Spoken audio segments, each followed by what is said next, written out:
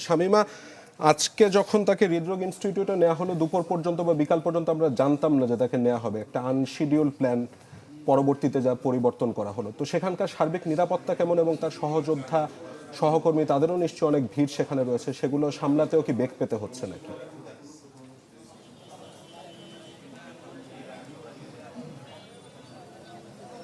একটা বিষয় বলে রাখি যে নাইম কিছুক্ষণ আগে কিন্তু আমরা দেখেছি যে তার পরিবারের কিছু সদস্য তারা কিন্তু ভেতরে এসছেন এবং আপনি জানেন যে শরীফ ওসমান হাদির মরদেহ আজকে এখানেই হিমঘরে রাখা হবে জাতীয় হৃদরোগ ইনস্টিটিউটে। এবং একটি বিষয় সাথে যোগ করে যে এর আগ পর্যন্ত আমরা আসলে যেভাবে করে জানতাম সেটি আসলে হঠাৎ করে শেষ মুহূর্তে এসে সেই যে সূচি, অর্থাৎ তাকে কিভাবে কোথায় দাফন করা হবে কিংবা কখন কোথায় জানাজা দেওয়া হবে সেই সূচিতে আসলে পরিবর্তন আনা হয়েছে এবং সেটির পরে কিন্তু জানানো হয়েছে যে সেটি আগামীকালকে অর্থাৎ একদিন পিছিয়ে নেওয়া হয়েছে। এবং এর সাথে এখানে আমরা যখন এসছি তখন থেকেই কিন্তু আমরা দেখেছি যে এই যে সূচির যখন পরিবর্তন হলো তখন থেকেই কিন্তু এখানে নিরাপত্তা জোরদার করা হয়েছিল এবং আশেপাশের সড়কে আপনি জানেন যে এটিকে এখানে মিরপুর সড়ক ধরে এটি যান চলাচলের জন্য বেশ গুরুত্বপূর্ণ সড়ক এবং এই সড়কে কিন্তু সড়কের যে যানবাহনের চলাচল সেটি নিয়ন্ত্রণ করা হচ্ছিল। এবং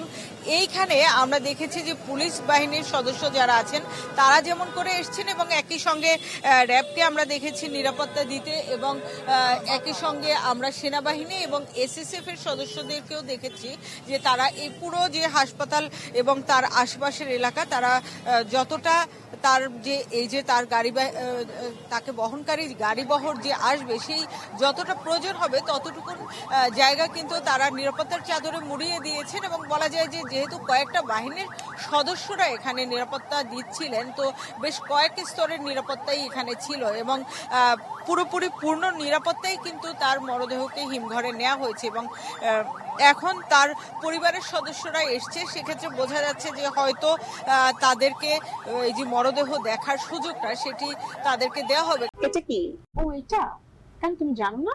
ইলেকট্রা দিচ্ছে এক্সচেঞ্জ অফার।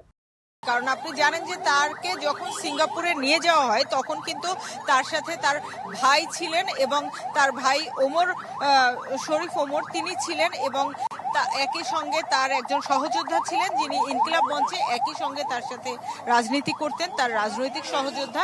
তারা দুজন কিন্তু সেই যে এয়ার অ্যাম্বুলেন্সে করে তাদেরকে নিয়ে যাওয়া হয়েছিল সিঙ্গাপুরে সেই বহরের সাথে কিন্তু তারা যুক্ত ছিলেন এবং তারা দুজনই কিন্তু আমরা যে কিছু এই যে সে যাওয়ার পরে কিছুদিন পর পর আমরা তার খবরাখবর জানতাম, সেক্ষেত্রে কিন্তু তারা সহযোগিতা করেছেন এবং সেই দুইজনের বাইরে কিন্তু তার যারা রাজনৈতিক সহযোদ্ধা যারা পরিবারের সদস্য তারা কিন্তু তাকে দেখার সুযোগ পায়নি। আপনি জানেন যে শরীফ ওসমান হাদি তার 10 মাসের একটি সন্তান রয়েছে এবং তার স্ত্রী রয়েছেন, একই সঙ্গে তার পরিবারের অন্য সদস্যরাও আছেন, তার পিতামাতা আছেন। তো তারা সবাই কিন্তু তাকে আসলে দেখার সুযোগটা পায়নি।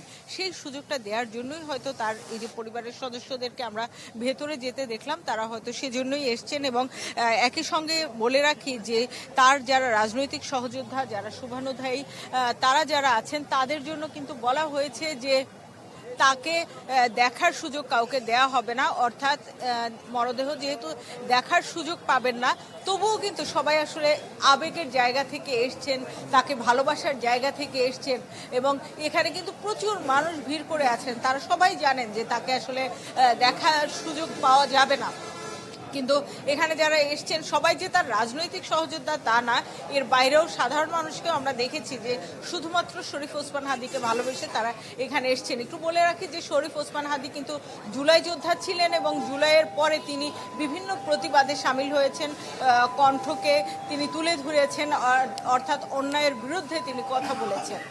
জি জি শামীমা, ধন্যবাদ আপনাকে।